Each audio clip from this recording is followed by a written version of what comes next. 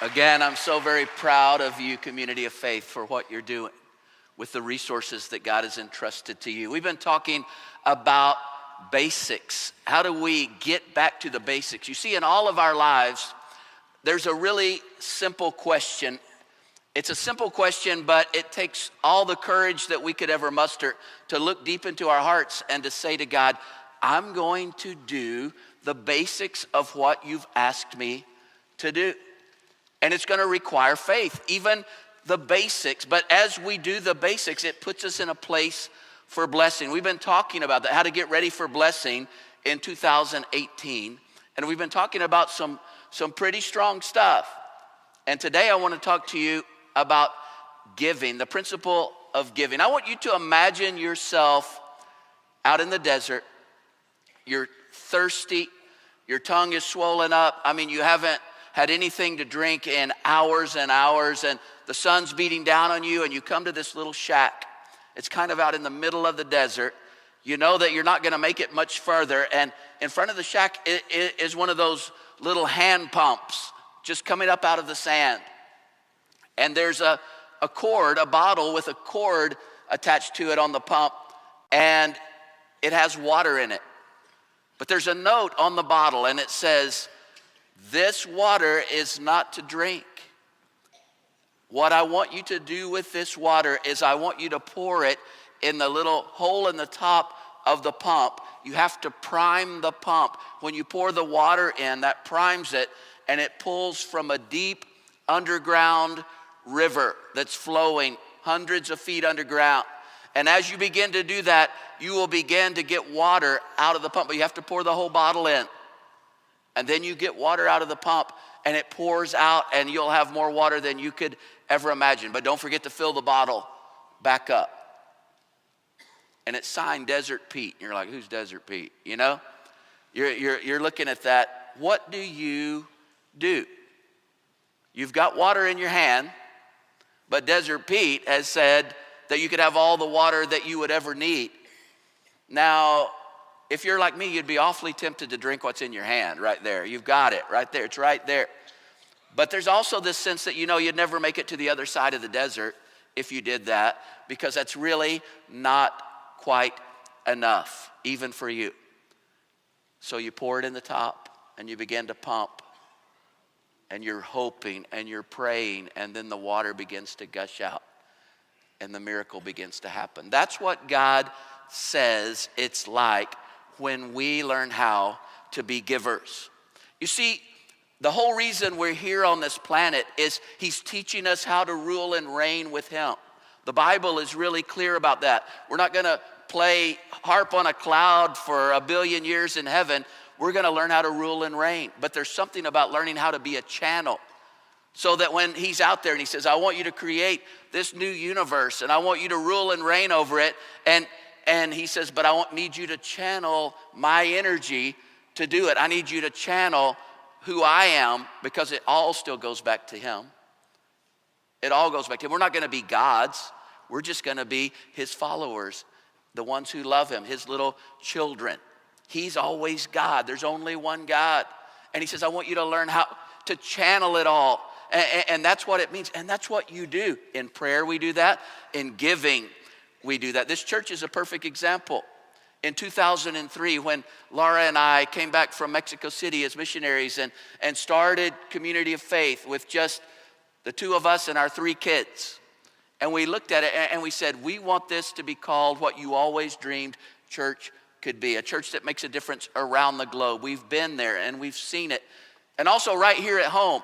Makes a difference right here in the hub of sex trafficking on Bissonnette in Houston. That makes a difference in Houston, right here in Cyprus, helping those families that need it. And even the well-to-do families inside those really nice homes that are still dying of thirst because they don't know God yet.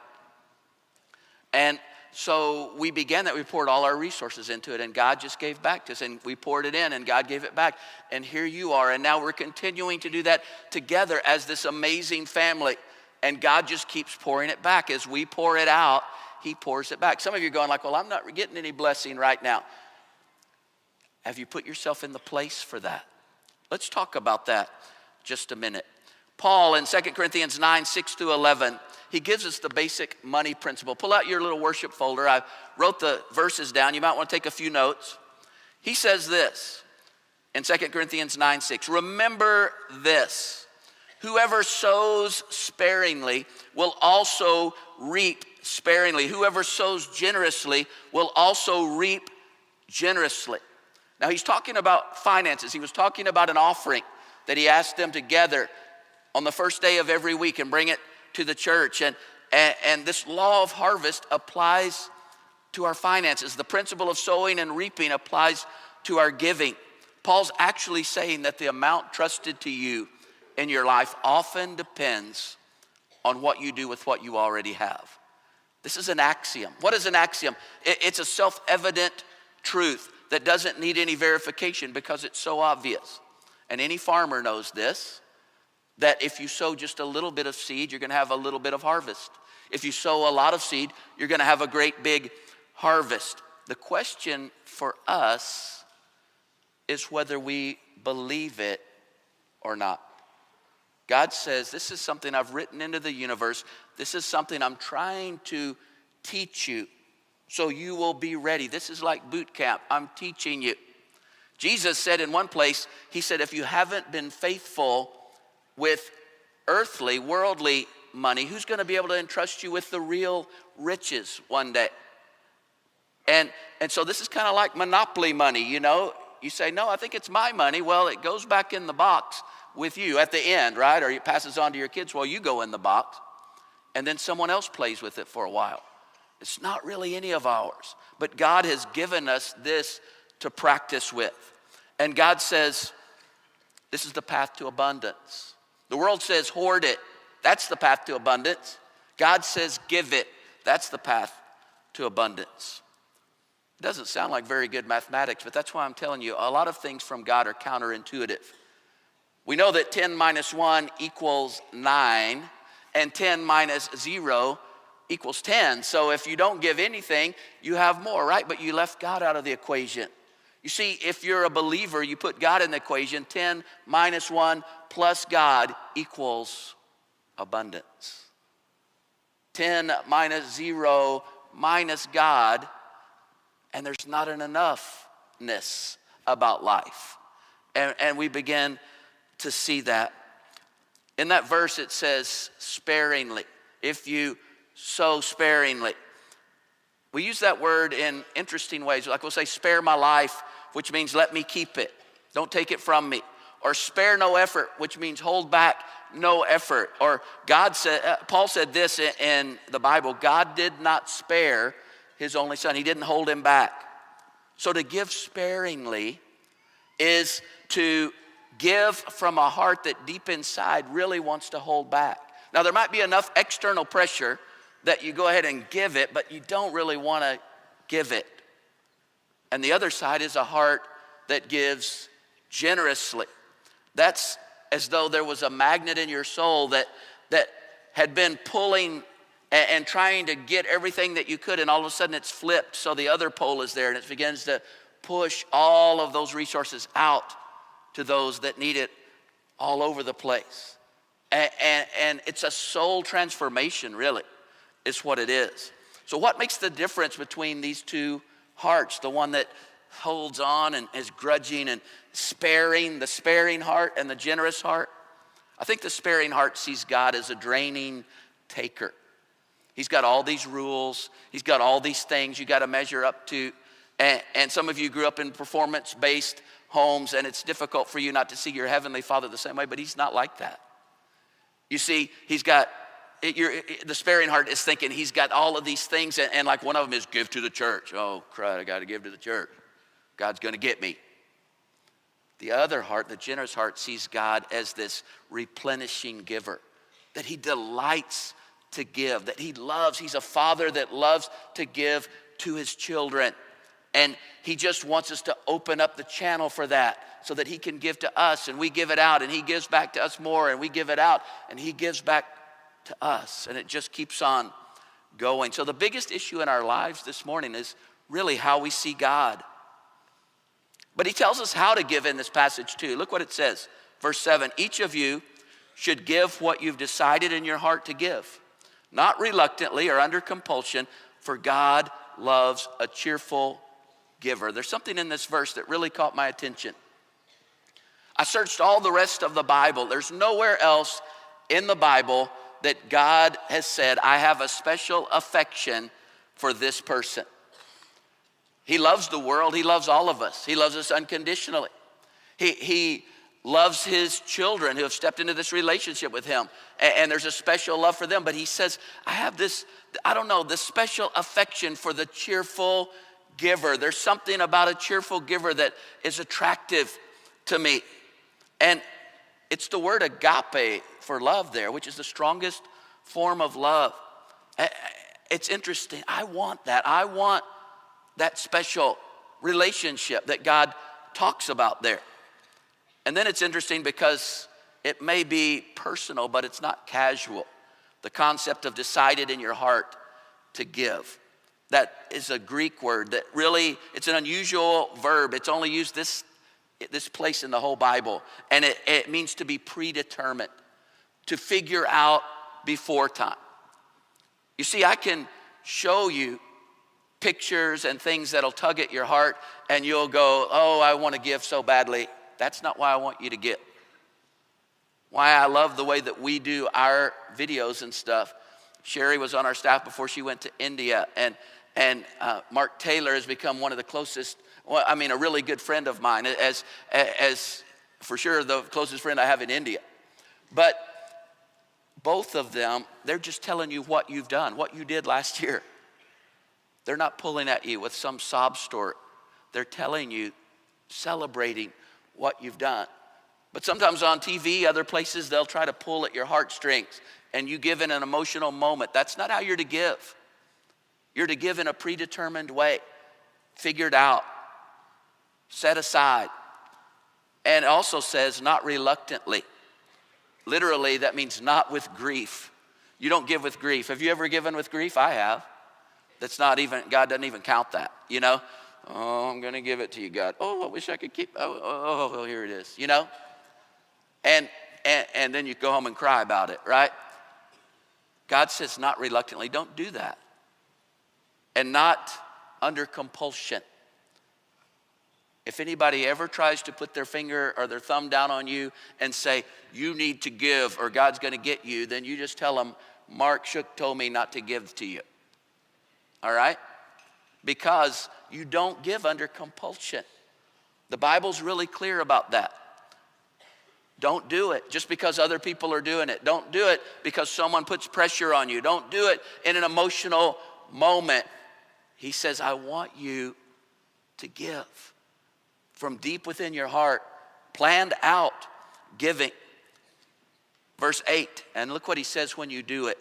And God is able to bless you abundantly. Some of you are going, I haven't been blessed. You haven't put yourself in the place where God is able to bless you. You have to get in the right place. That's why we have to get to basics. If we're doing these basics, then God can bless us like he longs to bless us. He will bless you abundantly so that in all things, at all times, having all that you need, you will abound in every good work. Did you see how many? It's amazing. So that in all things, at all times, the idea of sufficiency, all that you need, enoughness. Do you have a sense of enoughness? You see, it's so interesting. The great truth here. Don't miss this or you'll miss the whole point. The reason God gives it back to you with such overflowing generosity is so that you can do more good work. It's this amazing thing. He finds a giver. His special love, he can't help it. It goes out to that giver, and he replenishes giving with an abundance so that he can give even more. Here's a Christian who's not directed his life toward accumulating possessions, but toward God's kingdom, God's church, God's dreams, God's heart. And the point is that God always gives us more than we need, not so we can store up excess, but so that we can provide for good works. Burundi. What you've done in Burundi has been amazing. Those little kids that had nothing to eat. Only 2 out of 10 survived to age 5. And among the tens of thousands of Batwa that we're working with now, they only lost 1 little child last year. This is amazing things. And God, you know how much he loves little children. And your heart is for them. What you're doing for the girls in India stuck in sex trafficking. What you're doing for the young girls and boys right here in Houston, in the hub of sex trafficking in the United States. It's amazing to me what God is using you to do. And God here, he makes crystal clear what the meaning of wealth is. Wealth is the God-blessed possibility of multiplying my joy, of providing for every good work. God just gets to let us be part of it all the time. Verse 9, as is written, they have freely scattered their gifts to the poor. Their righteousness endures forever. Verse 10, now he who supplies seed to the sower. Who does he supply seed to? The hoarder? No, the sower. And bread for food will also supply and increase your store of seed and will enlarge the harvest of your righteousness. Verse 11, you will be enriched in every way. In what way? Every way. So that you can be generous on every occasion. What occasion? Every. And through us, your generosity will result in thanksgiving to God. See, God is looking for pipelines for his kingdom. So the path to abundance is you give. God restores, replenishes, pours back, which gives you more to give again. I guess the question is, can I really trust God? And that's kind of where the rubber meets the road, isn't it? It's kind of like where everything comes together. Can I really trust God with my money? Jesus talked more about money than heaven and hell combined because he knows our hearts. And he also put one other principle into the universe. Remember what he said? He said that where your treasure is, your heart will be. Listen to what Timothy Johnson said. He says, some say dedicate the heart and the money will follow, but our Lord put it the other way around. Where your treasure is, there will your heart be also. If your treasure is dedicated, your heart will be dedicated. If it's not, it simply won't. It's as simple as that. What we believe, we practice. Everything else is just religious talk. What we believe, we practice. Everything else is just religious talk. Be doers of the word. This changes us. This transforms us.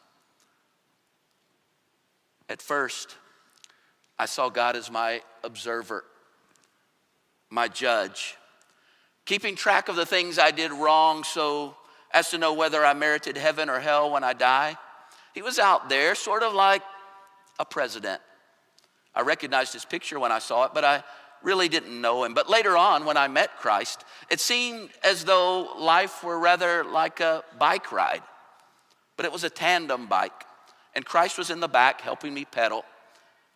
I don't know just when it was that he suggested that we change places, but life has never been the same since. When I had control, I knew the way. It was rather boring, but it was predictable. It was the shortest distance between 2 points. But when he took the lead, he knew delightful long cuts up mountains and through rocky places at breakneck speed. It was all I could do to hang on. And even though it looked like madness, he said, pedal. I worried, was anxious. Jesus, where are you taking me? He laughed and didn't answer. And that's when I learned that I was going to have to trust him. I forgot my boring life and entered into every adventure. And when I'd say, I'm scared, he would just lean back and touch my hand. He took me to people with gifts that I needed, gifts of healing, acceptance, and joy. He gave me gifts to take on my journey, and off we went again. And he would say, give the gifts away. They're extra baggage, too much weight. So I did to people we met. And I found that in giving, I received. The journey continued, and our burden was light. I did not trust him at first to take control of my life. I thought he'd wreck it.